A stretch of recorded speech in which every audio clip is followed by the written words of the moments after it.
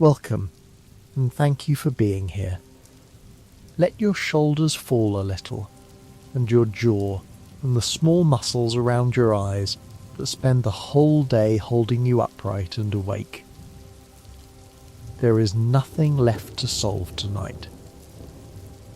You have arrived at the quiet part of the day, the part where the lights go low and the world outside grows soft and far away. And all you have to do now is listen and drift. If it feels right, you might gently tap the like button before your hands go still, and leave a single word somewhere below to say where in the world you are resting tonight, so that this small light finds its way to a few more tired travellers. Then let that be the last thing you ask of yourself. From here on, you can simply rest while a slow, sad, faraway story is told beside you in the dark. Tonight we are going to sink beneath the surface of a dead kingdom into a city where it is always raining, and we are going to sit with a question that has no cruelty in it, only sorrow. We are going to wonder, softly and without hurry, what might have happened if one desperate scholar had been right, if the cure he believed in had truly worked, if the sole master of Hallownest had actually managed to lift the plague from the minds of the dying and hold back the light that was swallowing his world. It is a gentle kind of question, the sort you turn over slowly in the last hour before sleep, and we will turn it over together, carefully, holding it up to the dim lamp of what the old story actually tells us, and setting it down again when it grows too heavy. But first, let us go down into the rain. Far below the surface of a forgotten land, deeper than roots and older than most memory, there is a city built of dark stone and blue light, and over that city the rain never stops. It is called the City of Tears, and no one is quite certain where the water comes from, only that it falls without end, drumming on the rooftops and running down the tall arched windows and pooling in the streets that no one walks anymore. Above the whole city, held back by stone and by luck, sits a great lake. And some quiet part of you suspects that the endless rain is the lake weeping slowly down through the ceiling of the world, a grief so large it has become weather. The lamps still glow along the empty avenues, pale and cold and blue, and they light nothing but water and dust and the still shapes of bugs who long ago stopped moving.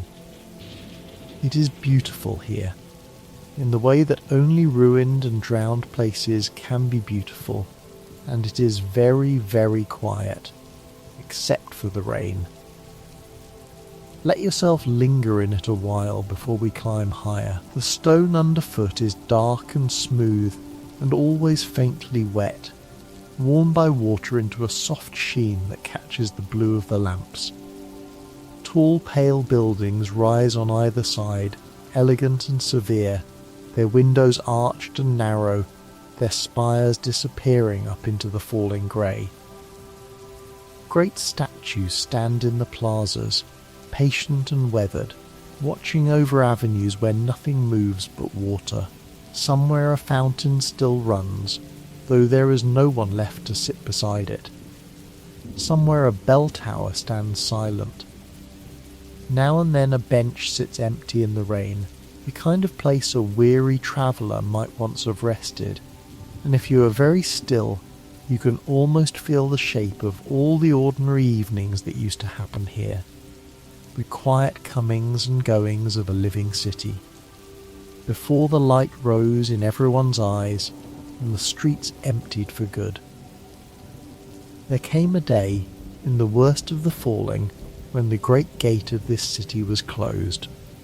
It was shut on purpose, sealed against the rest of the dying kingdom, in the hope that if the plague could not get in, then something of the capital might be saved.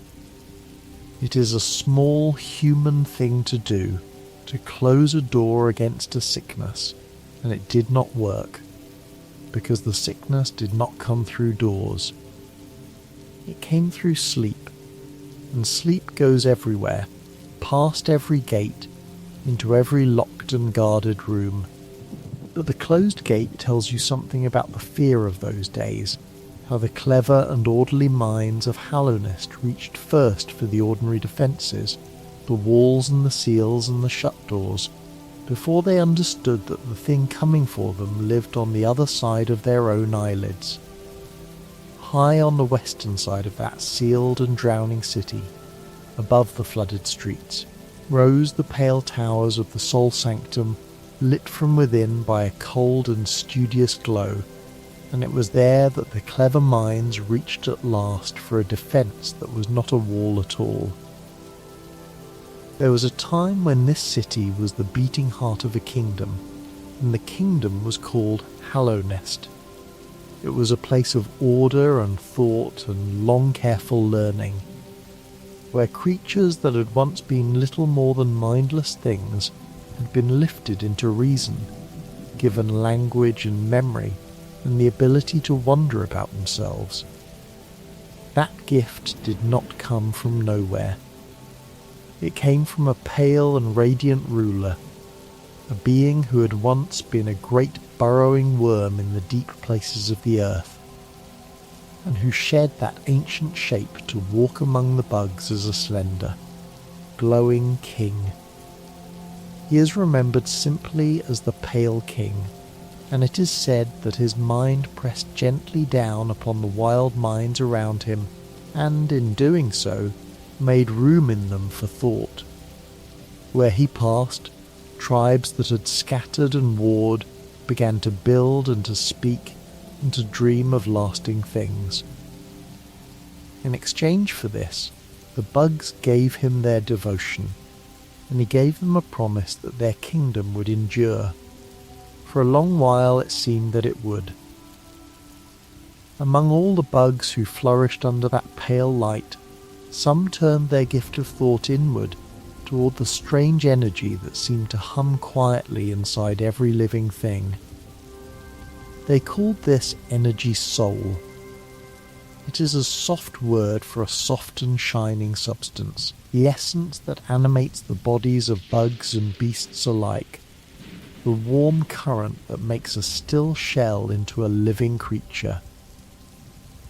You cannot see it when it is at rest, folded away inside the breathing of ordinary life, but it can be drawn out and shaped, gathered like light into a cupped hand.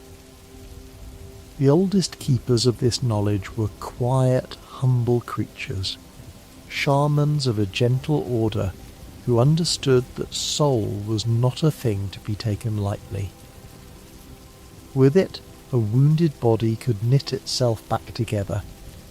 With it, a stern will could hurl a shining spirit across a room, or call down a shriek of pale force, or plunge to the ground in a burst of light.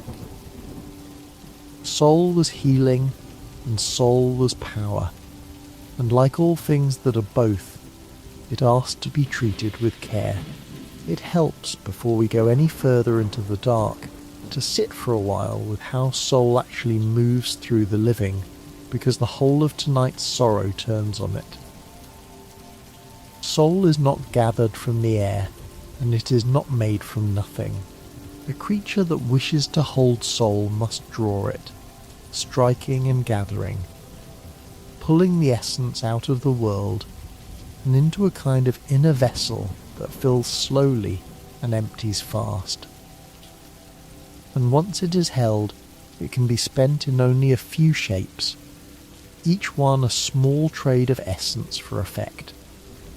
It can be turned gently inward, poured back into one's own wounds, gathering the drifting essence around a hurt until the shell knits closed and the ache eases. This is the softest use, the one nearest to the old shaman's hearts, the mending of a body from within. Or it can be cast outward, and here it grows sharper. A held breath of soul can become a bright spirit flung forward through the air, or a plunging weight that drives a creature down into the ground in a burst of pale force, cracking the stone beneath, or a rising shriek that tears upward and outward all at once. Healing and hurling, mending and breaking, and always the same rule underneath, that what is spent must first be drawn, and what is drawn must come from somewhere living. The oldest keepers understood this trade in their bones, and they treated it as something close to sacred. They were quiet, cloistered creatures, and the knowledge they held had passed down through long patient teaching, from one gentle keeper to the next, in places set apart from the noise of the growing kingdom. A creature who learned from them learned not only how to shape soul, but how much it weighed, how each casting was a small drawing down of the world's warmth, how the essence that healed one body had to be gathered from the wide living whole. There is a humility in that older way that is easy to miss and easy to lose. To the shamans, soul was borrowed, always borrowed, and the borrowing was meant to be repaid in restraint. You took a little, you gave a little back, you did not gather more than a hurt required, and you never ever forgot that the shining thing in your cupped hands had been quietly alive in someone else a moment before.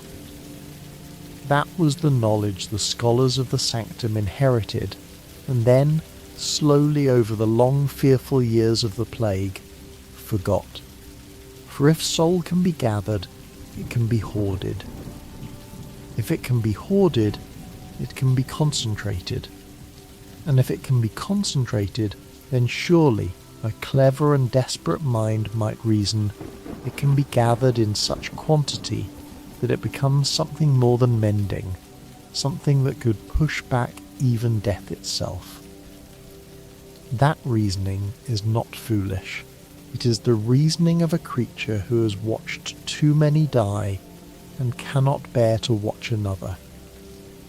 But it forgets the shaman's single quiet rule, the one written into the essence itself. What is spent must first be drawn, and what is drawn must come from somewhere living. To hold an ocean of soul, you must empty an ocean of creatures. There is no other way. The arithmetic is as gentle and as merciless as the rain. In the capital, high on the western side where the rain fell against tall pale towers, there stood a place devoted entirely to the study of this essence. It was called the Soul Sanctum, and it was part temple and part school and part laboratory, though those are our words and not the words that lived there. The scholars of the Sanctum were the intellectual pride of Hallownest, sharp and curious minds who had set themselves a question that seems, at first, almost innocent. They wanted to understand the limits of thought itself. They wanted to know whether a mind could be expanded, sharpened, refined into something purer and clearer than the ordinary crowded mind allowed. One of the old carved tablets that still survives in the drowned rooms of the Sanctum puts it plainly and a little sadly. The mind still limits us so, it says. How to break past its constraints? To attain a pure focus, is it even possible? You can almost hear the eagerness in it, and the loneliness, the sound of clever creatures leaning over their work far into the night while the rain came down outside. At the head of that gathering of scholars stood the one we have come to know as the Soul Master. We do not have his true name. If he ever had one that the world remembers, he is known only by the title of what he became.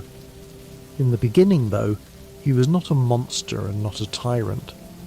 He was a scholar, respected and trusted, a bug of the highest learning, who is said to have worked closely with the kingdom's own pale ruler, honoured among the honoured. Picture him not as a horror, but as a tired, brilliant creature in scholarly robes, bent over tablets and vessels of gathered essence, convinced that with enough patience and enough thought, the deepest problems of living things might finally be solved. It is a familiar shape, that ambition.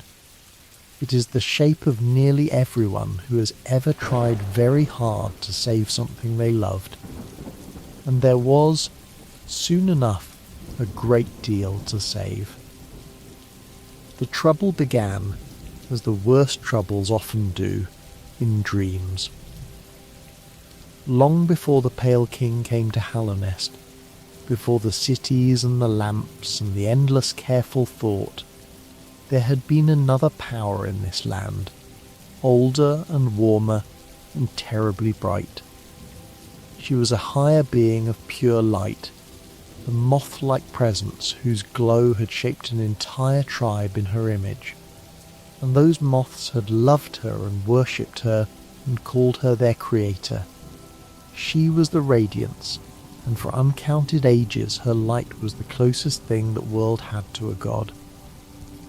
But when the pale ruler arrived and lifted the bugs into reason, the moths, like all the others, turned toward the new light and away from the old one.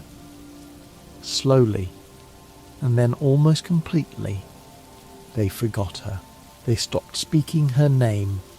They let her fade until she was little more than a shape at the edge of an old dream, a warmth no one could quite place upon waking. There is a particular sorrow to being forgotten by the ones you made, and the story does not flinch from it. The moths had been born of her light. She had shaped them, warmed them, given them the strange, soft power to touch dreams and to gather the shimmering essence that dreams leave behind, the power to reach into sleeping minds and to make small charms of remembered light. Everything they were because of her, and one by one they set her down and picked up a newer, paler god, and taught their children his name instead of hers, until the youngest among them did not know she had ever existed. A few held on. There were always a few. In the high places of the kingdom, a small remnant of that old tribe kept her memory alive in secret, tending it like a coal they were afraid to let go out, and it is partly because of those faithful few that she did not vanish entirely into nothing. But faith kept dim and hidden is a thin thread to hang a god upon, and it was not enough to keep her whole. It was only enough to keep her from disappearing, which, for a being of her pride, may have been the cruelest fate of all. Not death, not oblivion, simply the slow humiliation of being almost forgotten, remembered only in the last unlit corner of a world that had moved on. The remnant that kept her memory did so in a high and quiet place, tending the old rites even as the kingdom below forgot them, and something of their sorrow lingers there still.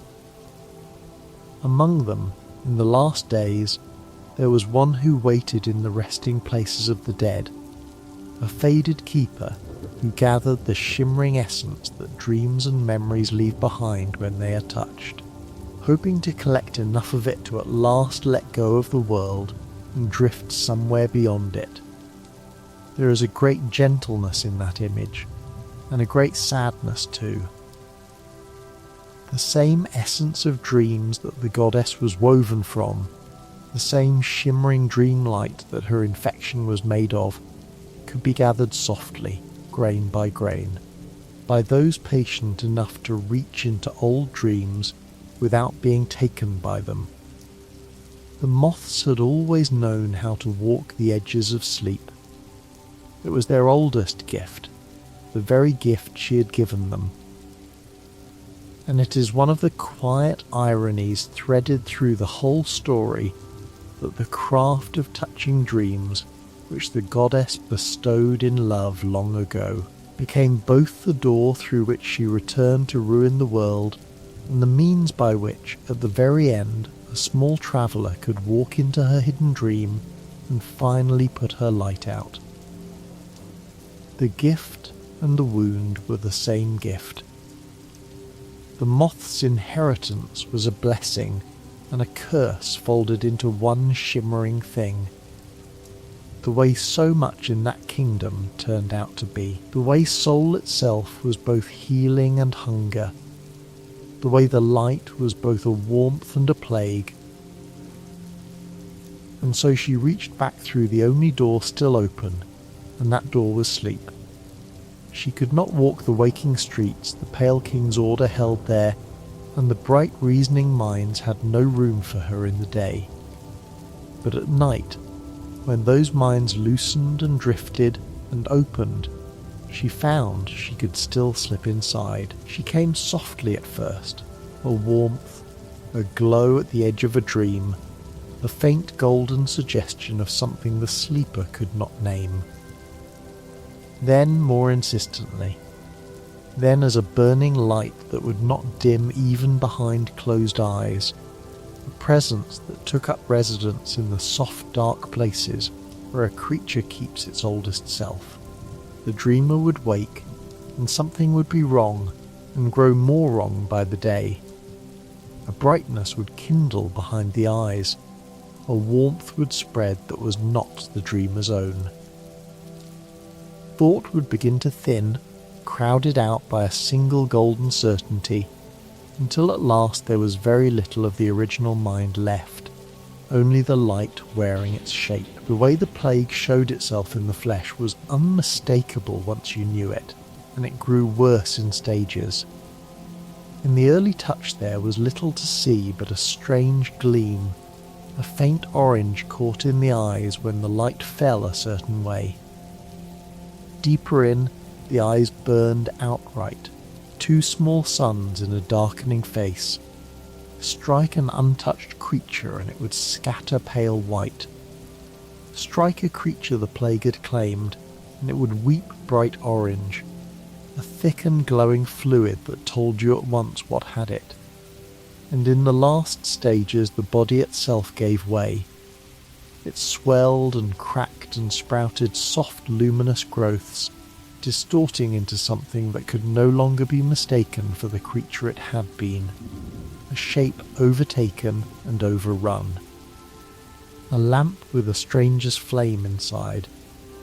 This was the plague from the outside, but every visible sign of it was only the surface of a wound whose true depth was in the dream, and that is the fact we must carry with us, gently, all the way to the end. What you could see was never where the sickness lived. What you could see was only the last place it arrived. To be forgotten is a kind of death, and she would not accept it. From the shrinking place where memory had abandoned her, the Radiance began to reach back into the only door still left open to her, the door of sleep. She came to the bugs in their dreams, first as a glimmer, then as a glow, then as a burning golden light that would not go out even when their eyes were closed. Where she touched a sleeping mind, something took root. The dreamer would wake changed, hollowed and yet filled at once, their thoughts crowded out by a warmth that was not their own. Their eyes would begin to shine with a sick orange light. In time, if the plague ran its course, their bodies would swell and split, sprouting soft glowing growths, weeping a bright orange fluid where once there had been clean pale blood, and their minds, the very minds the Pale King had so carefully kindled, would empty of everything except her. This was the infection. It was not a sickness of the body that had spread to the mind. It was a sickness of the mind, of the dream, of memory itself that had spread outward into the body. That distinction will matter, gently, before the night is done. The plague moved through Hallownest like a slow tide, and the kingdom that had been built to last forever began, quietly, and then not so quietly, to fall. The Pale King and his subjects tried everything they could imagine. There were rituals and prayers, charms and desperate remedies, all the tricks a frightened and clever people can invent when the thing coming for them cannot be fought with any blade. None of it worked for long. The light kept rising in the eyes of the dying, and the streets of the beautiful drowned city grew stranger and more dangerous, and behind their tall gate the citizens waited and hoped and lost. You can trace the spread if you follow the old roads of that kingdom in your mind, and it is a slow and mournful map. It crept through the great crossroads beneath the surface, turning what had been ordinary passages into orange-lit tunnels, where the walls themselves seemed to breathe with sickness, and the creatures within had lost their names. It rose through the outer villages and the deep tangled places and the high wind-scoured cliffs, everywhere the sleeping went, which was everywhere. And the more the kingdom struggled against it, the more certain remedies seemed only to give the light new footholds. Some bugs, feeling the warmth begin to bloom in their own minds, mistook it for grace. They began to gather in quiet devotion around the very glow that was consuming them, kneeling toward the light as though it were salvation, and not the thing dissolving them from within, singing to their own undoing. That is the cruelest of the plague's gentle tricks, gentler even than the false dreams it gave the Soul Master. It did not always feel like sickness. To many, in the beginning it felt like being loved by something vast and warm, like finally being remembered by a god, and who, tired and frightened in a falling kingdom, would fight off the feeling of being loved. So they opened to it. And the opening was the end of them. The kingdom did not only lose its people to a plague, it lost a great many of them to a comfort, which is a harder thing to warn anyone away from, and a harder thing to grieve. It was into this fear that the soul sanctum turned its considerable mind, and it is here that our sorrowful question begins to take shape. For when the infection came, the scholars did not merely try to hide from it, they tried to cure it, and the Soul Master, their head, came to a conclusion that must have felt, to him, like the sun breaking through storm cloud. The plague was a sickness of the mind. Soul was the very essence that animated the mind and body both. Surely, then, the answer lay in soul. If the light of the radiance filled and corrupted a creature from within, then perhaps a greater mastery of the inner essence could push that corruption back out. Perhaps, with enough soul, a mind could be made too strong, too full, too brightly, and purely itself, to be invaded and overwritten by another's light. He believed he had found the cure. He believed the answer had been sleeping inside every living bug the whole time, waiting only for someone clever enough and brave enough to draw it out. And here is the first quiet turn of the knife, the part of the true story that is left for us to find and to shiver at. He did not come to this belief alone. He came to it, at least in part, through dreams. Prophetic visions they seemed to him, glimpses of a solution glowing just ahead, a promise that if he followed this path, he would not only save his people, but rise beyond them, beyond even death itself. He took these dreams for revelation, for the reward of a mind that had focused hard enough to touch something true. He did not know, could not have known, that dreams were exactly the door through which the plague had entered the world. He did not know whose light was glowing at the far end of his visions. The being who came to sleepers and promised them things was the Radiance herself, and the cure she was so gently guiding him toward was, in truth, only another way of spreading. The scholar who set out to heal the infection was being quietly steered by the infection the entire time. He was carrying out the will of the very thing he meant to destroy, and he mistook her whisper for his own genius. There was one voice raised against him, and it was not a small one. The Pale King himself opposed the Soul Master's work. The ruler who had lifted these creatures into thought looked at what the Sanctum was doing and said, in whatever way a Pale King says such things, no, we are not told his every reason in plain words, and so we must be careful here and hold this as understanding rather than certainty. But the shape of it can be read from everything the story shows us. The king had come to grasp something about the plague that the Soul Master, for all his brilliance, had missed. The Radiance needed a mind to enter. She spread through thought and dream and memory, and so the king had turned his own desperate research in the exact opposite direction from the Sanctum. Where the Soul Master reached for more, the king reached for less. Where the scholar sought to fill a mind so full of soul that nothing else could fit, the king sought to make a creature with no mind at all. There is a quiet sorrow in the fact that these two had not always stood opposed. In the days before the plague, the Soul Master had been among the trusted, a scholar esteemed enough to have worked closely with the Pale Ruler himself, one of the fine bright minds the kingdom prized. Picture then the moment their paths split. The king, who had reached into the abyss and understood at what depth the enemy truly lived, looking at the Sanctum's gathering and saying, in his cold pale way, no, this is not the road. And the Soul Master, who had glimpsed a golden solution glowing at the end of his own dreams, unable to hear it, certain the king was blind, or jealous, or simply unwilling to grant him the greatness he was owed.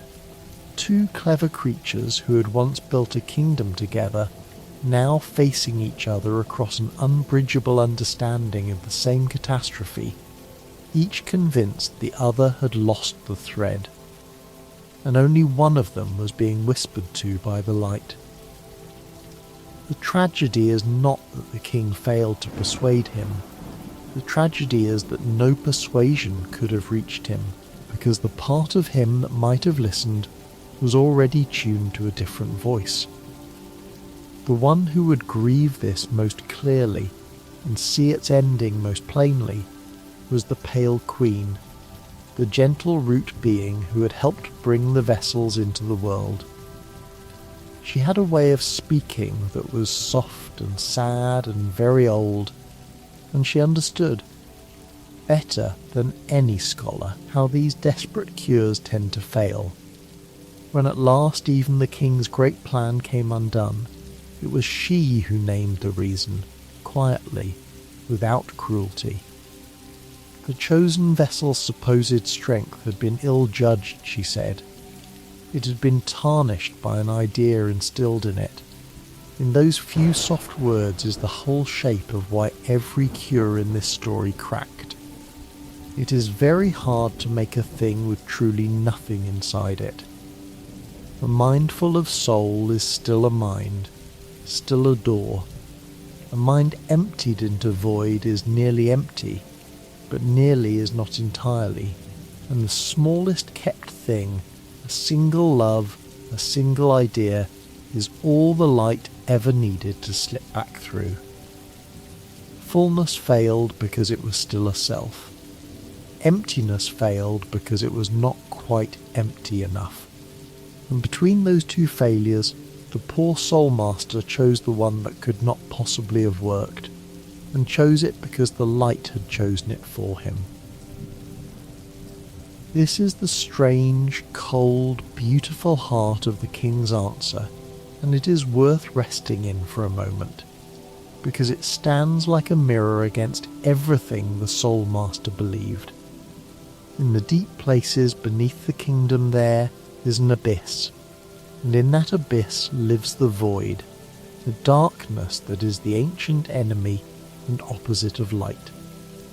The king reasoned that if the radiance was light seeking a mind to burn in, then her perfect prison would be a being made of the opposite of light, a being with no mind for her to enter, no will for her to break, no voice for her to cry out through. Such a creature could hold her forever, because there would be nothing inside it for her to grip. And so, with the pale root-like being who was his queen, the White Lady the King, brought into the world a great many children in that lightless place, filling their small shells with void, hoping to raise one that was truly and perfectly empty. These were the vessels. Most were found wanting and left behind in the dark. One at last was judged pure enough, and it was named the Hollow Knight, raised in the pale palace to be the flawless container that would seal the light away and end the plague forever. It is worth going a little slower through that lightless place, because it is one of the saddest rooms in the whole Dead Kingdom, and it stands in such quiet contrast to the Sanctum's frantic gathering. The abyss lies far beneath everything, below the deepest reaches of the kingdom, a well of pure darkness, where the void pools like black water without a bottom. The children the king and his queen made were carried down into it and filled with that darkness, and then they were left to prove themselves. To be chosen, a vessel had to be truly empty, and emptiness was tested cruelly. The little ones had to climb up out of the dark alone, without help, without care for one another, because care was a feeling, and feeling was a flaw. A vessel that reached back to lift a struggling sibling had shown a heart, and the heart was a door, and so it was set aside. Nearly all of them were set aside. The floor of the abyss is littered still with the small still shells of the ones who were not empty enough, the countless siblings who felt something and were discarded for it, a whole lightless nursery of the almost chosen, lying quiet in the dark where no one came back for them. It is a terrible price, and the king paid it in the belief that a perfect emptiness, once found, would be worth the mountain of imperfect ones left behind. The mother of all those children was not a bug at all, but another ancient and gentle power, a pale root-like being who had joined her life to the king's, and who came in time to be called the White Lady.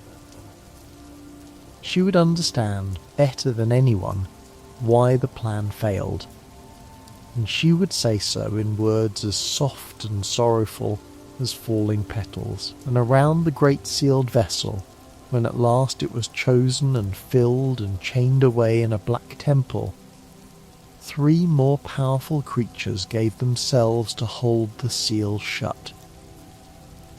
They were the dreamers, and they did not die but slept, sinking into an eternal dream so that their bound wills could keep the prison closed. One was a watchful noble who kept a lonely vigil from a high spire in this very drowned city. One was a great learned teacher of masks and uncertainty who slept guarded in a place of drifting fog and acid. One was a fierce beast queen of the deep tangled places who agreed to the sacrifice only on a condition of her own, a bargain that would one day bring a small fierce protector into the world. 3 sleepers, dreaming forever so that the light could stay locked in the dark. That was the king's cure, laid out in full. Not a gathering, but a giving up. Not a hoard of essence, but an abyss of discarded children and a trio of the eternally sleeping. Emptiness answered with emptiness, sacrifice answered with sacrifice. All of it aimed with cold precision at the one true weakness of a light that needed a mind to live in. Whatever else you say about it, and there is much to grieve in it, the king had understood the shape of the enemy. The Soul Master, for all his brilliance, never did. Hold those two cures side by side in the quiet, and feel how far apart they are. The Soul Master's cure was fullness. Fill the mind, fill the body, gather more and more of the shining essence until the self is too dense to be overwritten. The king's cure was emptiness. Empty the mind, empty the self, become so hollow that there is nothing for the light to take. One was a hymn to holding on. The other was a hymn to letting go. And the terrible, tender truth that waits at the end of this story is that neither of them was entirely clean, and neither of them entirely worked, and the world was saved in the end by something quieter and sadder than either scholar or king had dared to plan. But we are getting ahead of ourselves, and there is no hurry tonight. Let us go back down into the Sanctum and watch, gently, what the Soul Master's cure actually cost. Because to imagine the world in which it succeeded, we first have to understand the world in which it failed. Soul is not free.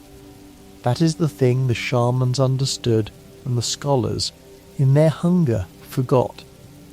The essence that animates a creature cannot simply be conjured out of nothing.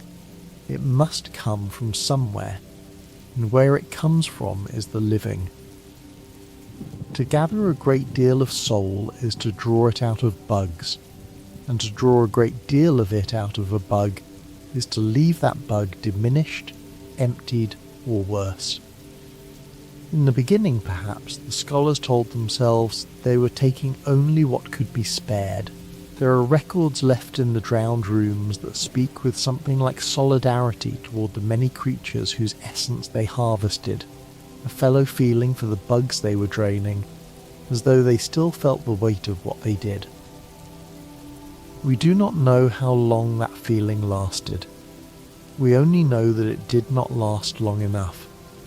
For as the plague pressed harder, and the fear grew sharper, and the dreams glowed brighter, the Sanctum's methods grew crueler. They gathered great totems to collect and hold the essence they drew. They took soul from more and more unfortunate bugs, and then from any bug they could seize, until they were reaching out into the drowned city and carrying its citizens back into the Sanctum to be emptied. The lower chambers, once places of study, became something you would not want to look at too closely in the dark. They filled with the still shapes of those who had been drained and discarded.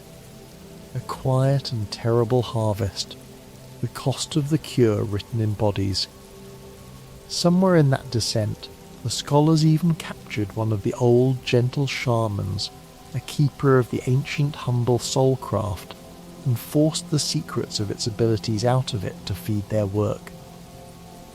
The soft old magic of healing had become a machine for taking, and the ones who ran it had stopped, mostly remembering why. And the taking changed the takers.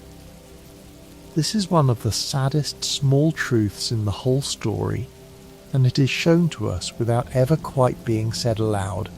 So we will say it softly, and leave room for it to be more than one thing at once. The reckless use of so much soul deformed the scholars who wielded it.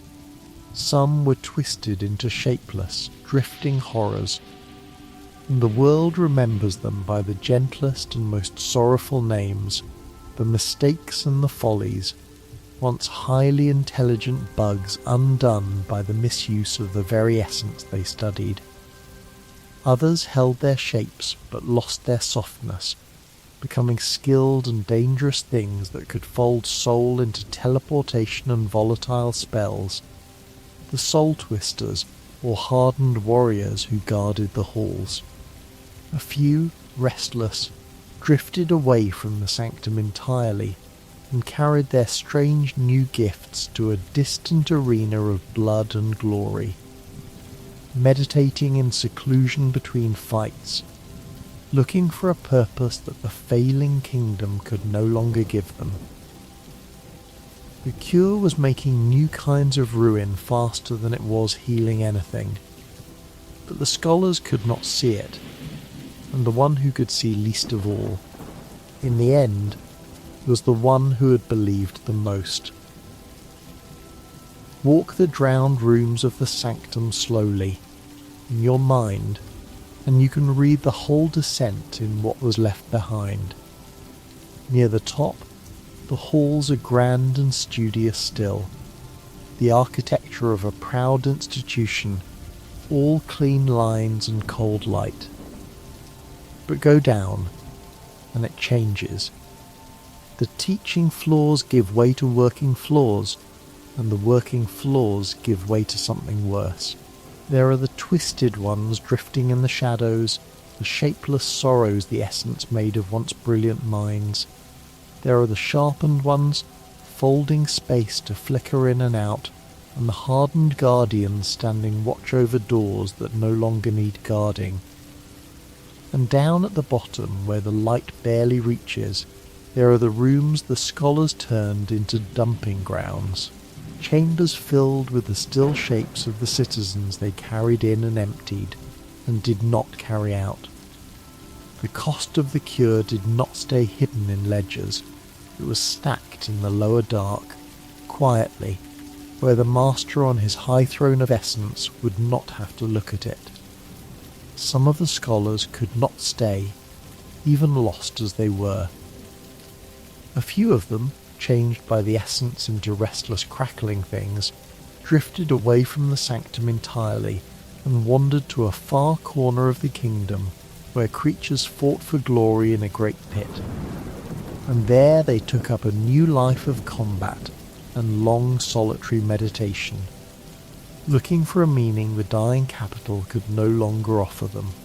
And somewhere in the depths of that hunger for more soul, the scholars did the thing that most betrays how far they had fallen from the shamans they had inherited their craft from. They captured one of the old gentle keepers, a shaman of that humble ancient order, and they took its abilities from it by force, wringing the soft secret arts of soul out of a creature that had spent its whole quiet life treating those arts as sacred. The master's very power to plunge and to strike with essence may well have come from that theft, wielded now not to mend but to break. It is a small horror inside the larger one, a footnote of cruelty, and it says everything. The order that had once treated soul as borrowed and holy had become an order that would seize a holy keeper and drain it dry. The distance between those two things is the whole tragedy of the sanctum, measured out in a single stolen shaman. Once, near the beginning, the scholars had left records that spoke with a kind of tenderness toward the bugs they harvested, a fellow feeling, a solidarity with the creatures whose essence they took, as though they still carried the weight of it and wanted it remembered that they had not done this lightly. Whether that tenderness lasted, the story does not say. It only shows us the corpses in the lower rooms, more and more of them, and lets us wonder how long a heart can keep grieving what its hands keep doing before the grief quietly stops. That, too, is the plague's patient work. It does not always take a mind all at once. Sometimes it simply waits, while the mind takes itself, one small permission at a time. because there was one small victory the Sanctum could point to, and it was the victory that damned them. They survived. While the rest of Hallownest was falling to the light, mind after mind emptying into orange glow, the scholars of the Soul Sanctum did not fall the same way. They kept moving, kept working, kept themselves whole enough to continue.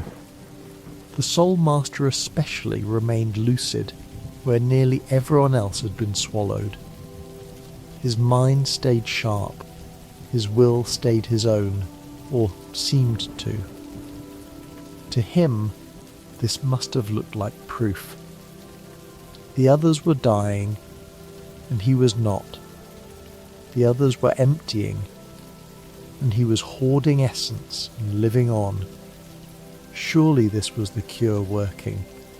Surely this was the path to not merely surviving the plague, but transcending death altogether, living forever in a body kept alight by an endless supply of gathered soul. He never understood what his survival actually was. He was not resisting the infection. He was being kept. The light that guided his dreams did not want him dead. It wanted him useful, wanted his clever hands drawing more and more essence out of the kingdom, wanted his sanctum churning through the citizens of the drowned city. His lucidity was not a triumph over the plague. It was a leash held loosely so that the plague's most productive servant could keep working. And so the infection wore, in him, a face it wore nowhere else. In most bugs it looked like a mindless orange glow. In the Soul Master it looked like a brilliant scholar, awake and articulate and certain, robes torn, 4 legs hanging useless beneath him as he floated on his gathered power, his eyes shining with the same sick light as all the rest, and he called that light his own inspiration and did not feel the strings. Picture him, if you can bear it, in the still hush of his high chamber. He had grown large, bloated with all the essence he had drawn into himself, a heavy swollen shape in the tattered robes of his old scholarship. His 4 legs, which had once carried a bug across the ordinary floors of an ordinary life, hung beneath him unused. He no longer walked, he only drifted, held aloft by the borrowed soul of 1,000 others. His eyes burned orange in the pale gloom. And yet he could still speak, still reason, still hold a thought and follow it and defend it. That was the particular horror of him. The plague usually took the mind first and left a shambling body behind, a creature emptied of everything but the light. In the Soul Master it had done the opposite, or seemed to. It had left the mind sharp and let the body swell, so that what floated in that high chamber was not a mindless husk, but a thinking, arguing, certain thing, entirely convinced of its own genius, entirely unaware that its genius was on a leash. A mindless husk cannot be blamed and cannot be reasoned with, and cannot, in the end, be pitied quite so sharply. But a lucid one, a clever one, a creature still able to explain at length exactly why the terrible thing it is doing is right, that is a harder and lonelier kind of ruin to witness. He kept his eloquence to the last. He simply lost everything the eloquence was for. There is a moment, buried in the dream that lingers after his end, where the truth almost reaches him. He wonders aloud whether the essence he took, all those souls drawn from all those bugs, might have been what brought him closer to the light in the first place. It is only a wondering, a single uncertain question left hanging in the dark, and so we must hold it as mystery and not as settled fact, but it is a mystery with terrible weight. It suggests that his cure and his disease might have been the same act, that every soul he gathered to push back the infection might have been a step deeper into it, that the harder he worked to save himself and his people, the more thoroughly he was consumed. If that reading is true, then the Soul Master is not merely a scholar who failed. He is a creature who dug his own grave with the shovel he had forged to escape it, and never once looked up to see the walls of the pit rising past his eyes. So now, gently, with all of that laid out around us like the still shapes in the drowned rooms, let us finally sit with our question. What if he had been right? What if Soul really could cure the infection, and the Soul Master, against all of it, actually did what he set out to do?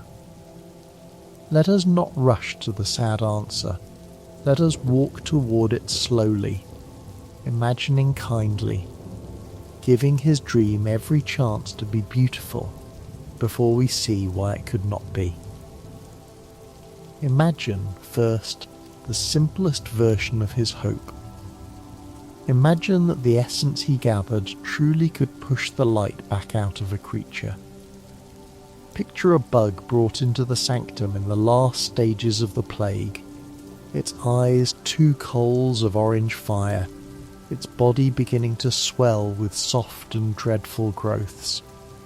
And picture the scholars working over it, pouring gathered soul into it, and the orange light slowly fading, the eyes clearing to their old dark shine, the growths withering and falling away.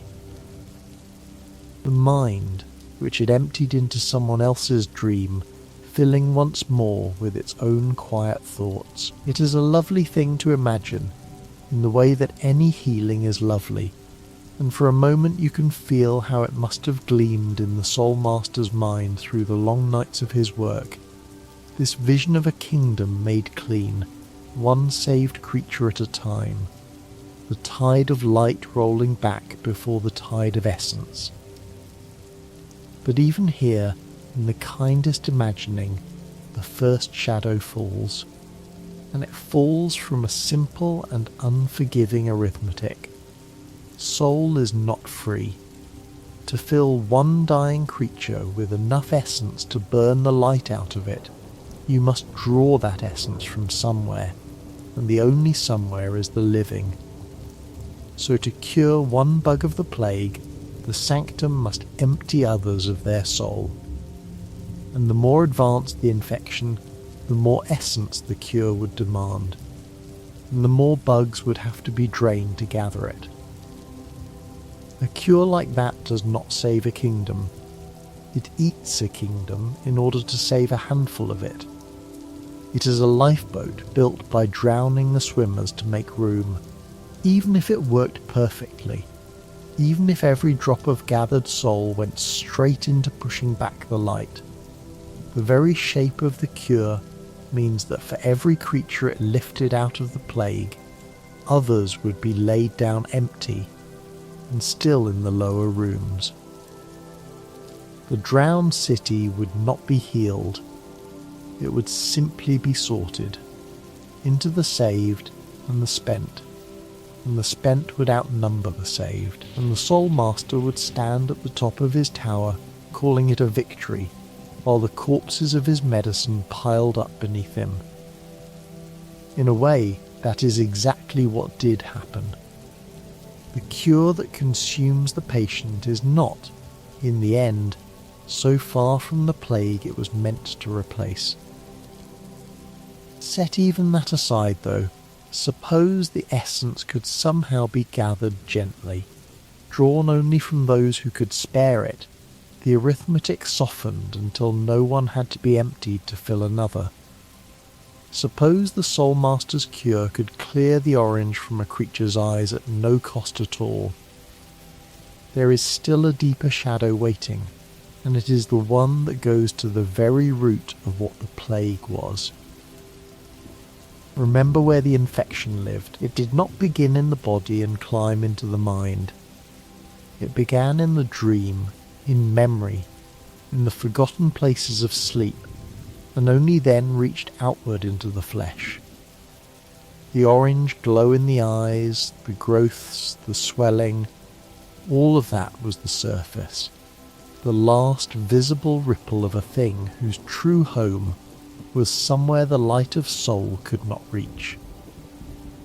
Soul mends the body. Soul restores the flesh, closes the wound, calls the essence back into a failing shell. But the Radiance did not live in any bug's flesh. She lived in the dream behind the closed eyes, in the warm, forgotten hollow where a creature keeps its oldest and softest memories, and no amount of essence poured into a body could follow her there. So imagine the Soul Master's cure working perfectly on the surface, and picture what it would actually leave behind. A creature cleansed, its eyes clear, its body whole, standing up in the Sanctum apparently free of the plague. And then, that night, that creature closes its eyes to sleep. And there in the dream, unreached and untouched by all the essence in the world, the light is still waiting. The soft golden warmth, the whisper of a forgotten goddess who will not be forgotten. The door of sleep, which soul cannot lock, swinging quietly open once again. The cure would clear the symptom and leave the source, like scrubbing the mould from a wall while the water still runs behind it. Every dawn would undo every dusk. The Sanctum could pour essence into the kingdom forever, and the Radiance would simply reinfect it every time its people slept, patient in the way that only something already dead and already eternal can be patient. A cure that has to be reapplied every single night, to every single mind, forever, is not truly a cure. It is a chain, and the ones who wear it are still hers. And this perhaps is why the Pale King said no, not out of jealousy, whatever the Soul Master came to believe in his bitterness, and not out of pride, but because the king had seen the thing the scholar could not let himself see. He understood that the plague was not in the body, and so could not be healed from the body. He understood that the Radiance needed a mind and a dream to live in, and that the only true defence was not a fuller mind, but an emptier one, not a self too bright to be overwritten, but a self with nothing there to overwrite. The king had looked at the same plague and reached the opposite and colder conclusion, and though his conclusion was terrible in its own way, terrible enough to fill an abyss with the small discarded shells of children who did not pass his test, it was aimed at the actual root. Emptiness could hold her because there was nothing in emptiness for her to enter. Fullness could not, because fullness is still a mind, still a dream, still an open door with a light behind it. There is one more shadow, and it is the darkest and quietest of them all, and we should speak it very softly, because it turns the whole question inside out. Suppose the Soul Master had followed his cure all the way to its end. Suppose he had gathered essence enough, refined his craft enough, and finally done the impossible thing he dreamed of, making himself and his followers truly immortal. A light with endless soul, beyond the reach of death. Remember now who had been guiding him toward that end. Remember whose light glowed at the far end of his visions, whose whisper he mistook for his own brilliance. The path to the cure was the Radiance's path. The promise of immortality through soul was her promise. She was not trying to stop him from reaching the end of his cure. She was leading him toward it, hand over gentle hand, because the end of his cure was not freedom from her. It was surrender to her, dressed in the robes of a scholar's triumph. To follow the cure to its completion was to walk all the way into her arms, still believing he was walking out of them. If the Soul Master had actually succeeded, in the fullest sense of his own dream, he would not have cured the infection, he would have become its masterpiece. That is the deepest sorrow in this counterfactual, and it is why the honest answer to our gentle question is so heavy. There may simply have been no version of the Soul Master's cure that was ever really a cure. The symptom-clearing version eats the kingdom to save a fragment of it. The deeper version scrubs a body clean and leaves the dream untouched, so the plague returns with every sleep. And the ultimate version, the immortal one he longed for most, is not an escape from the light at all, but a wedding to it. Every road he could have walked led back to her, because she had built every road. The tragedy of the Soul Master is not that he chose the wrong cure, it is that within the terms he accepted there was no right one, and the terms themselves have been laid down by the thing he was trying to defeat. He was solving a riddle whose answer had been written in golden light by the riddle itself. And yet,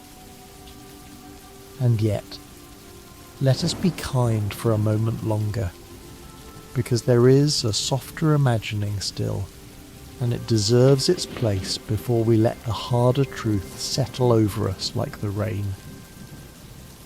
Suppose we allow the Soul Master his very best day. Suppose the essence really could hold the light at bay, not perfectly, not forever, but enough. Suppose the Sanctum became a place where creatures could come and be pushed back from the edge of the plague, kept lucid, kept themselves, at the cost of a constant flow of soul. What would that world actually look like in the long quiet after? It would be a kingdom of the sleepless. For to sleep is to dream, and to dream is to open the door, and so the cured would learn never to close their eyes.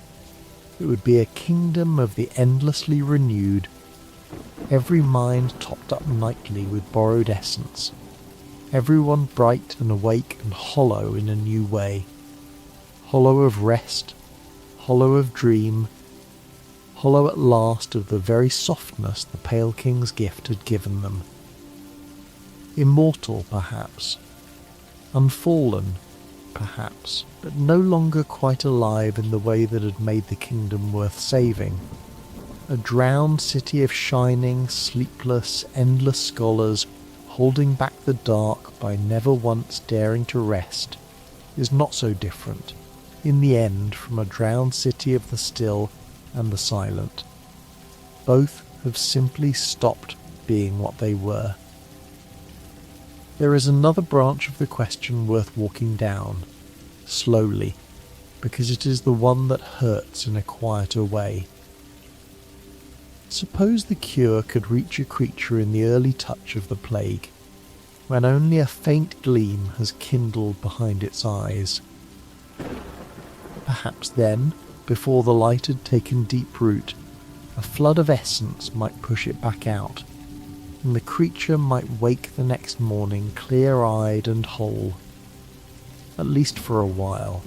But now ask what the cure could do for those already far gone, for the ones whose minds had already emptied into golden light, whose thoughts were already the Radiance's thoughts, whose bodies had already swelled and split. Soul mends a body. Could it call back a mind that was no longer there to be called? Could all the essence in the world restore a self that had already been written over? The way you might scrub a page clean only to find there was never any getting back the words that were erased? Almost certainly not. The cure, at its very best, could only ever have been a defence for the not yet lost. For the already lost, and by the end that was very nearly everyone, there was no essence deep enough to reach them, because the thing that made them themselves had already gone out. A cure that arrives only for those who are barely sick, and never for those who are dying, is a strange and narrow mercy. It would have divided the kingdom not into the saved and the spent, but into the barely touched and the utterly gone, and it would have stood helpless before the second and largest crowd, holding out its shining hands to minds that could no longer take them. And suppose we grant even the impossible, that the cure could somehow reach into a mind already lost and drive the light back out of it, restoring the erased self whole. Even then, we come back to the room we cannot leave, the room at the root of everything. The light does not live in the body it burns in, it lives in the dream behind the eyes, in the forgotten warmth of sleep, in the soft old memory places where a creature keeps the parts of itself that words never touch. The radiance was not truly in any bug at all. She was in the dream that every bug dreamed, reaching up into them from below, from the shared dark of sleep that all of them opened every single night. To cure a body of her is to bail water from a boat with a hole still in its hull. You may empty the boat again and again, and each time it will feel like saving it, and each time the sea will come back in through the same wound, because you have not touched the wound, only the water. The Soul Master, pouring essence into cleared and grateful creatures, would have been bailing forever, and calling the bailing a cure, and never once reaching down to the hole in the hull that was letting the whole ocean in. There is a version of this story, gentler still, that I want to give the Soul Master, even knowing it could not have held. Imagine he had refused the immortality. Imagine that somewhere in the long nights he had felt the wrongness of the promise, set down his hunger, and remained only a healer, gathering just enough essence to hold back the early plague in those he could reach, treating soul once more as borrowed and holy, refusing to become a hoard. It is the kindest version of him, and it is worth loving for a moment. But even that Soul Master would have lost, in the end, to the same simple truth. He would have been a good and honest doctor for a sickness that returns with every sleep, tending patients who would need tending again the next dawn, and the next, forever, until his kingdom emptied faster than his kindness could fill it, or until he himself, having drawn essence night after night, felt the golden warmth begin to bloom behind his own eyes. For remember the quiet horror the story leaves hanging in his dream, the wondering whether the very souls he gathered were what drew him toward the light. If that is true, then even the kindest healer, the one who wanted nothing for himself, would have been walking into her arms with every gentle casting. The tool itself may have been the door.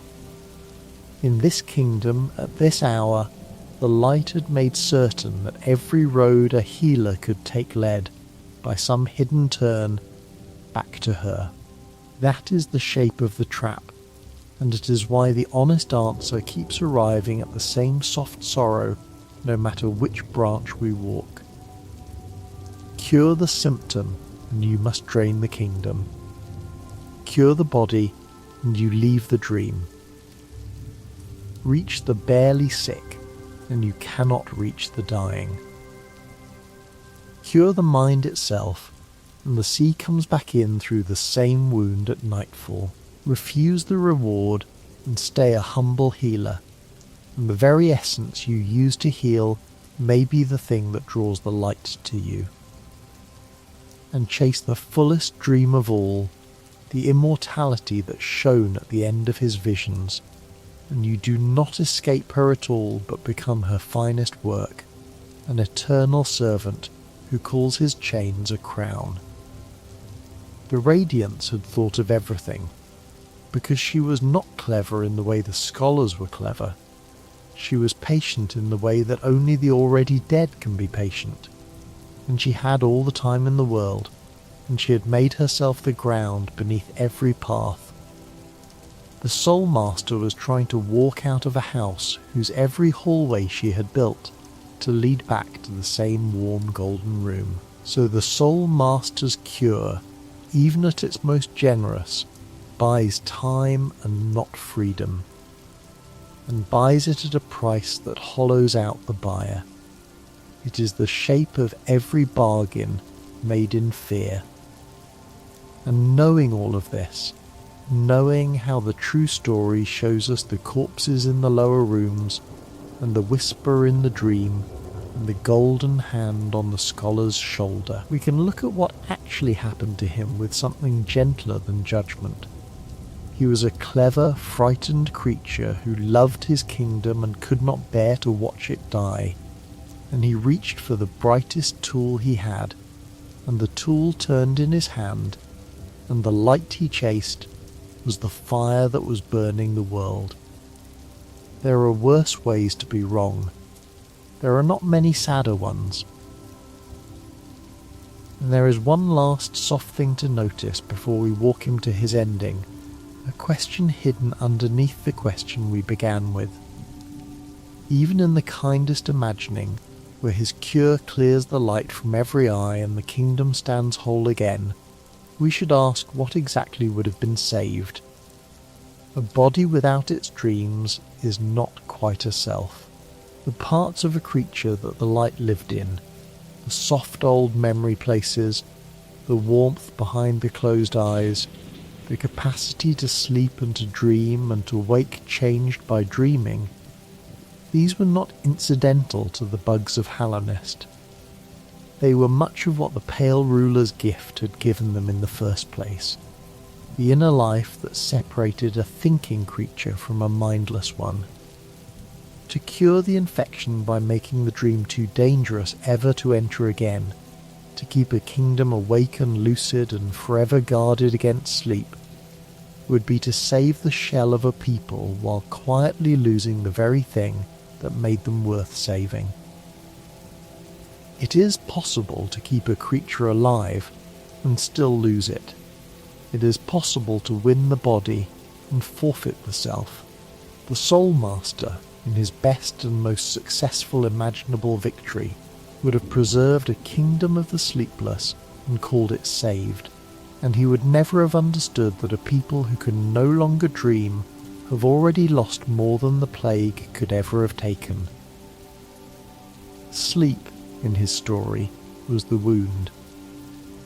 But sleep is also where a mind goes to be gently remade, to loosen and to heal and to become itself again by morning. A cure that costs you your sleep costs you more than it knows. Let us follow him now, quietly, to his end, because even the end holds its own soft lessons. For a long time the Sanctum simply ran, in the dark, above the drowned and silent city. The kingdom fell around it. The Pale King and his pale palace vanished from the world, gone in a way that even the story does not fully explain, and with him went any hope of a kingdom saved by his cold clean method. The dreamers who had helped seal his great vessel slept on in their distant chambers. And still the Sanctum ran, its scholars long since twisted, its master long since bloated with gathered essence and floating in his tower, lucid and certain and utterly lost, hoarding soul against a death he was sure he would never have to meet. He believed he had cheated it. He believed he was immortal. Immortal, he would have said, I rule the Sanctum, and for a while, in that drowned and forgotten place, there was no one left to tell him otherwise. Consider what that immortality actually was, though, in the quiet before its ending, because it is a hollow thing when you hold it up to the dim light. He ruled the Sanctum, yes, but the Sanctum was a tower of corpses and twisted scholars in a city where the rain fell on no one. He would live forever, perhaps, but forever in that place meant floating alone above the drained and the discarded, in a kingdom emptied of everyone he had set out to save, with no one left to teach, and no one left to heal, and no one left even to argue with.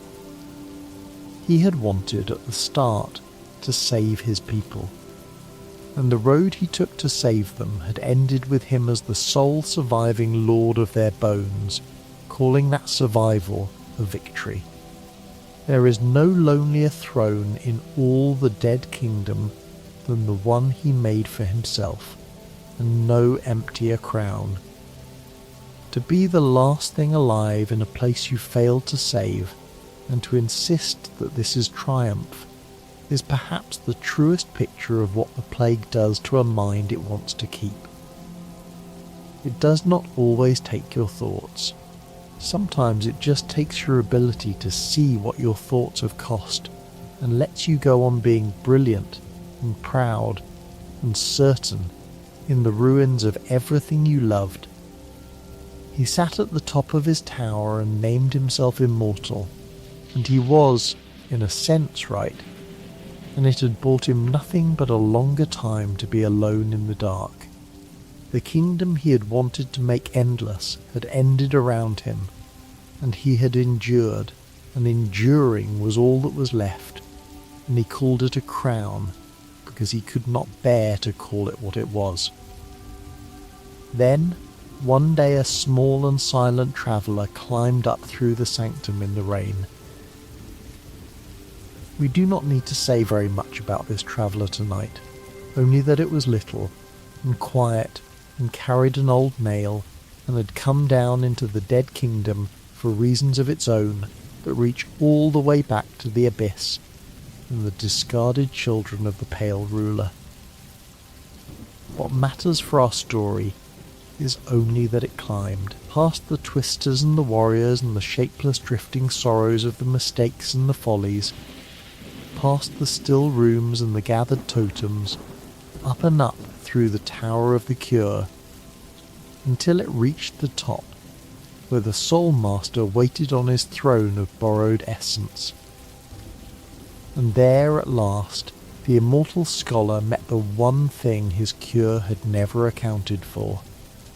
Not a plague, not a rival, simply a small, empty, silent creature that could not be talked to, could not be reasoned with, could not be promised anything, and was not afraid of the light. There is something worth pausing on in that climb, in the simple fact of what the traveller was and what it was not. The Soul Master had spent a lifetime accounting for every threat he could imagine. He had armoured himself against death with gathered essence. He had made himself powerful, lucid, endless, ready for any rival scholar or infected husk or grasping hand. But he had built all of it against the assumption that whatever came for him would want something, could be reasoned with, or frightened or bought. And what came for him at last was a small empty thing that wanted nothing he could offer, that could not be bribed with immortality because it did not fear death, that could not be turned aside by the golden light because there was no mind in it for the light to reach. Everything the Soul Master had made himself into was a defence against the wrong enemy. He had prepared brilliantly for a world of hungers like his own, and the thing that ended him was the one shape he could not have hoarded against, an emptiness walking quietly up his stairs. The traveller was, in its small way, the very cure the king had reached for and the master had refused. And it came for him not as a cure, but as a consequence. The confrontation was strange, even by the standards of that strange place. The Soul Master fought with all the essence he had hoarded, hurling shining orbs and crashing down from above and folding space to appear and disappear. And when at last he seemed beaten, he did something almost pitiable in its cleverness. He feigned his own death, releasing a fragment of his power as though surrendering it, so that the traveller might reach out to take it, and then he burst back to life, smashing up through the glass roof of his own tower into the falling rain to fight again. Even his death was a trick to buy a little more time, a little more life. It is the whole of him in a single gesture, that false ending, the immortal who could not stop clutching at one more moment. But the small traveller was patient in the way that only the empty can be patient, and in the end the Soul Master truly fell, and the essence he had gathered from 1,000 drained bugs poured out of his broken body and scattered into the dark. That might have been the end of him, but there is a way in that world to step through the door of sleep into the lingering dream of the dead, and the traveller did that too, and found the Soul Master there, dreaming still. In the dream he was faster and fiercer, a version of himself sharpened by all his resentment, and the world remembers this shape by a name that says everything: a frenzied god of mortality. For in the dream, at last, some truth had reached him. He had finally understood that the light which guided him had lied. He raged against it now. That voice, he wondered in the dark, was it never truly there? You promised I would live forever. The scholar who had spent his whole life certain that the whisper in his dreams was his own genius stood at last in the wreckage of that certainty, and understood, too late, that he had been led. It is one of the loneliest realizations in the whole Dead Kingdom, and it lasts only a moment, because even then, even having seen it, he could not let go. It is worth understanding, softly, why the door of sleep could be walked through at all, why the dream of a dead scholar could still be entered like a room.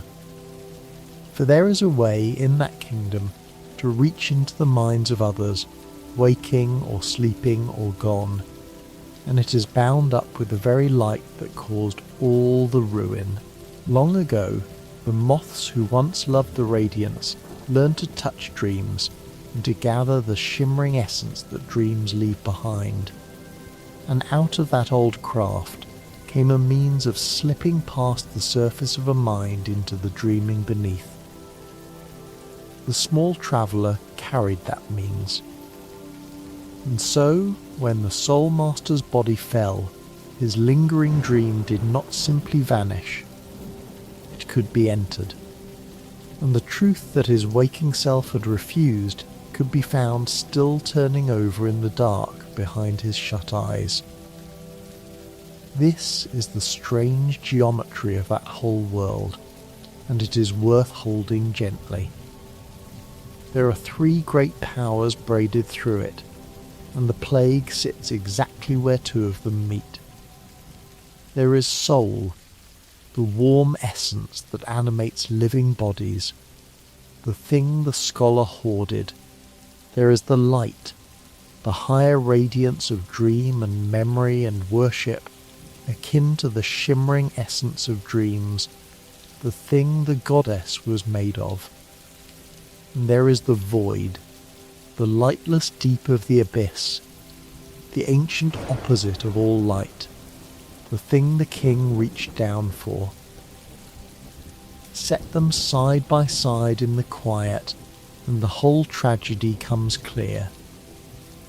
Soul belongs to the body, the light belongs to the dream, and the void alone stands opposed to the light at the level where the light actually lived. The Soul Master reached for the power of the body and tried to use it against a sickness of the dream, which is like trying to mend a nightmare with a bandage, or to argue a fever out of a sleeping mind by tending only the sweat on its brow. He had a real power in his hands, a true and useful essence, and he aimed it, with all his brilliance, at the one wound it could never reach. The light did not fear soul. The light was not troubled by essence at all, because essence could only ever touch the flesh, and the light did not live in the flesh. What the light feared was the dark that could put it out, and the dark was the one power the scholar of soul would never in 1,000 years have thought to seek, because his whole life had been devoted to gathering more, and the dark asks only that you let everything go. When the dream shape too was beaten, the last flickering spirit of the scholar rose above his corpse, and if you had hoped his final words might be soft ones. A scholar's quiet acceptance, the story does not give you that mercy, and perhaps that is truer to him than any peace would have been. He did not blame himself. He did not blame the light he had just finished cursing. He blamed the pale king. It was the king's jealousy, he said, the king's madness, that had robbed him of his immortality, and then, gathering the last of his ruined pride, he made his final claim to the empty rooms and the falling rain. Now the king and his kingdom are dead, he said, but I will live forever. He was at that moment a fading ghost above a broken body in a drowned and forgotten tower, dissolving even as he spoke into scattered essence that the silent traveller quietly gathered up. He could not have been more wrong, and he could not have been more himself. His cure had failed on every level a cure can fail, and still, with his last breath, he called it a triumph. Because to admit otherwise would have meant admitting that all of it, all the drained bugs and the twisted scholars and the corpses in the lower rooms, had been for nothing but the light's amusement. Some creatures cannot survive that admission, so they choose the lie and dissolve into the dark still holding it. There is a small and gentle mercy hidden in how his story is told, and it is worth holding for a moment in the quiet. He is remembered by two names carved in two places, a covetous god of soul and a frenzied god of mortality, and both of them are the names the world gives to the sickness that took him, not to the scholar he had been before it. Somewhere underneath the covetous god there is still the tired, brilliant bug bent over his tablets, asking whether a mind could be made pure, whether the limits of thought could be broken, whether his people could be saved. That bug never wanted to drain the city. That bug wanted to heal it. The infection took even that from him, took his cure and turned it into predation, took his devotion and turned it into hunger, took his hope and wore it like a mask all the way to the end. When we imagine the Soul Master curing the infection, we are, in a way, imagining giving that first tired scholar the victory that the plague stole from him before he ever knew it was stolen. It is a kind wish. It is only that the world it wishes for could never quite hold together, for all the sad reasons we have walked through in the dark. He was not the only one, you know. That is one of the quiet cruelties of this kingdom, that the Soul Master's particular tragedy, the healer undone by the very plague he meant to heal, was a shape the infection liked to make again and again. There was in the borderlands a wandering sage, an old and earnest traveller who had set out to purify the edges of Hallownest of the plague, to cleanse the wilds and drive back the light. He believed himself a healer too, but his own mind had already been touched, gently, in the way that always began so gently, and by the time he reached a proud and ancient tribe who lived at the world's edge, his infected sight had turned everything golden and wrong. He looked at those uninfected warriors and saw only creatures afflicted by the plague, in need of his purifying. He could no longer tell the sickness from the health, because the sickness was doing the looking. He too thought he was curing the world. He too was being moved by the thing he meant to cure. The infection had a fondness for healers. It liked to hollow them out and leave their good intentions standing, like a lamp still burning in an empty house. That old sage had reached a proud mountain tribe in his wandering, meaning to save them, and had been unable to see that they were among the few in all the kingdom who needed no saving. For there were creatures who held against the light in ways the healers never managed, and their way is a soft lantern set against everything the Soul Master tried. Some withdrew.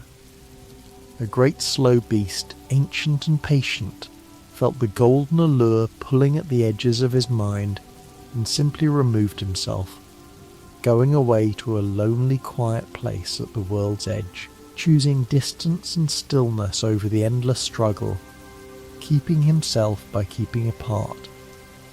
And a fierce mountain people held their minds not by gathering anything, and not by emptying anything, but by refusing together, as one, actively turning their faces from the light, and keeping their intellect through sheer shared will. Their resistance cost them, and it was not a cure, and it saved no one but themselves. But there is something in it the Sanctum never touched. They did not try to overpower the light, they did not try to outgather it or outshine it, or make themselves too full to be taken.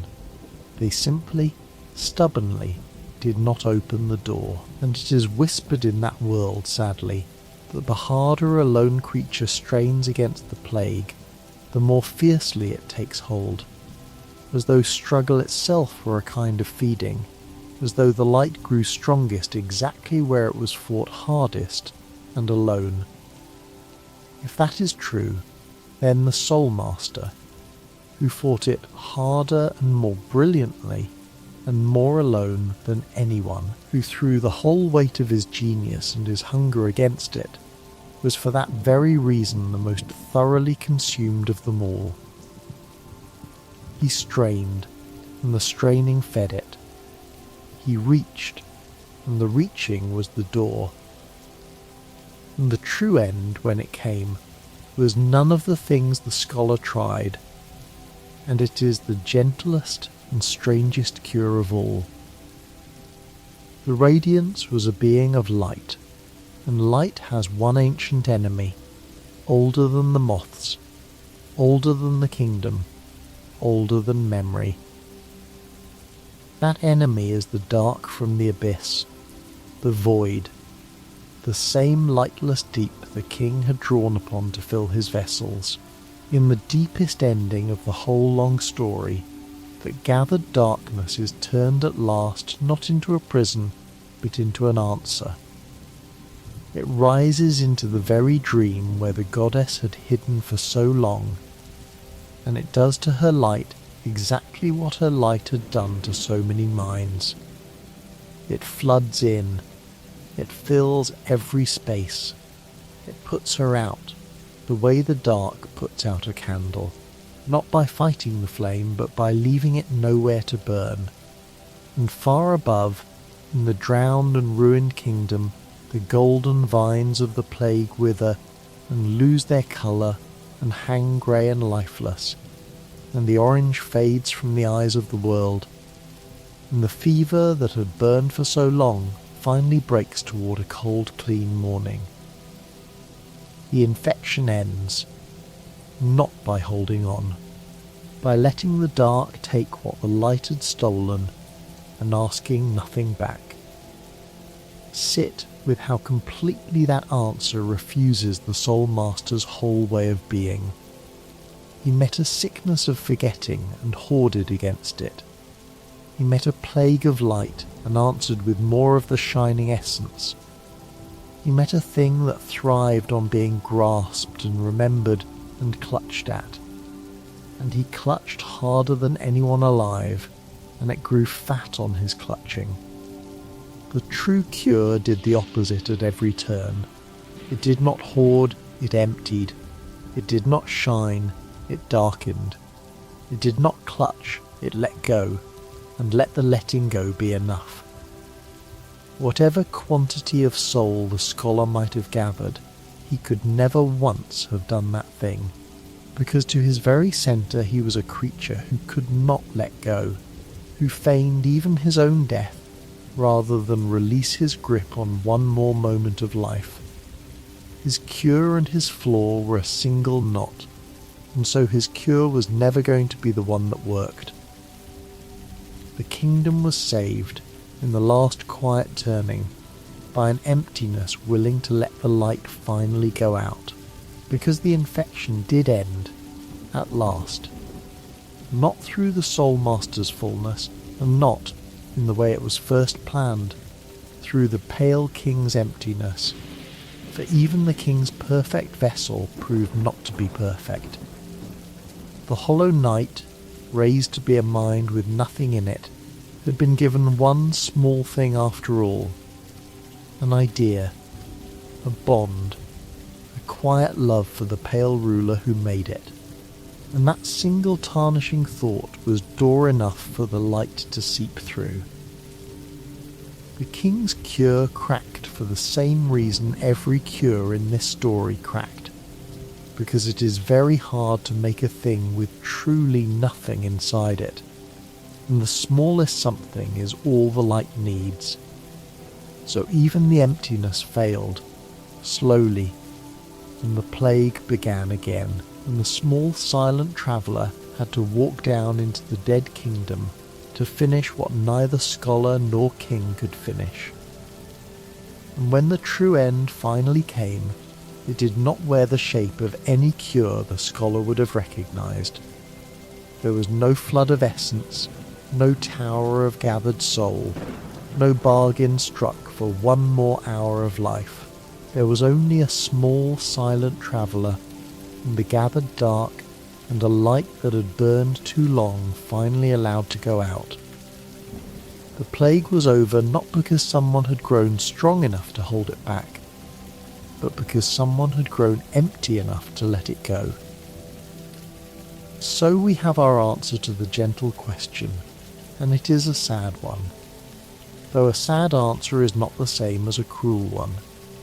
If the Soul Master had actually cured the infection, in any of the ways he dreamed of curing it, the cure would have been another face of the disease, draining a kingdom to save a fragment, clearing the eyes while the dream stayed open, chasing an immortality that was only the light's embrace with the scholar's name on it. There was no door out that the Radiance had not already turned into a door in. And knowing that, we can lay the question down now, and let the poor tired scholar rest, and let the drowned city fall quiet again, and turn our own tired minds towards sleep, which in his story was so dangerous a place, and in ours, tonight, is only soft. Let the rain come back now, slow and steady over the dark stone city. Let the pale lamps glow blue along the empty streets. Somewhere above, the great lake presses down against the ceiling of the world and weeps its endless gentle weeping, and the water runs down the tall arched windows and pools in the quiet avenues where no one walks. High on the western side, the Soul Sanctum stands empty at last, its totem still, its lower rooms silent, its tower open to the rain through the glass its master shattered in his last false death. The gathered essence is scattered and gone. The scholar who hoarded it is a memory now, a covetous god of soul remembered mostly by his sickness, and underneath that memory, if you look softly, the tired healer who only wanted to save his home. He wanted to cure the infection. That was the whole of it, at the start. He wanted the orange light gone from the eyes of the dying, and the growths gone from their bodies, and the kingdom whole again, and the rain to fall on a living city instead of a drowned one. It was a good wish. It was such a good wish that the light itself reached out to guide him toward it, because it knew that a good wish followed far enough in the wrong direction would do more of its work than any plague could. And he followed, and the door he built to let his people out was a door the light walked in through, over and over, until there was almost no one left to save. Let the story loosen now, and let its images come back to you softly, the way things return in the last hour before sleep, without needing to mean anything. The rain over the dark stone city, the blue lamps along the empty streets, the great lake pressing quietly on the ceiling of the world, the tall pale towers of the Sanctum, cold and still. Somewhere in that stillness, the tired scholar who wanted only to save his home, and could not stop trying, and was taken by the very thing he reached for. Let him rest. He tried so hard, and the trying was the trap, and there is a kind of tenderness in simply setting the whole exhausting story down.